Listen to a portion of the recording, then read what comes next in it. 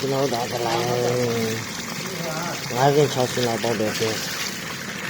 ဒီနားမှာဒီလိုရဖို့ကတော့တော်တော်မလွယ်ဘူးပေါ့နော်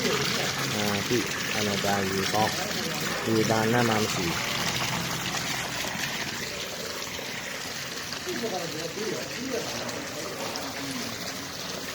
တော့ဒီမှာတကယ်ဒါတော့မရလိုက်သေးတယ်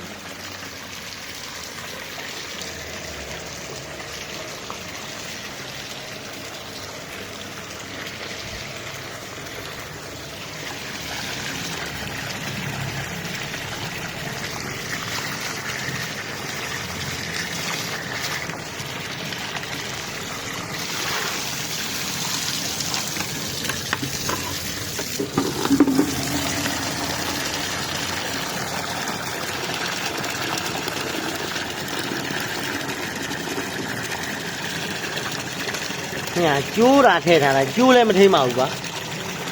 ဟိုအဝါပြောလို့အပေါ်ကအဝါပိုက်နေတင်ထိမ့်ထားတာကျိုးကဒီတိုင်းချောင်းလိုက်ပြီပြုံကျိုးထိမ့်ထားတယ်ပြီးတော့ဒါတည်ကြတယ်ကောင်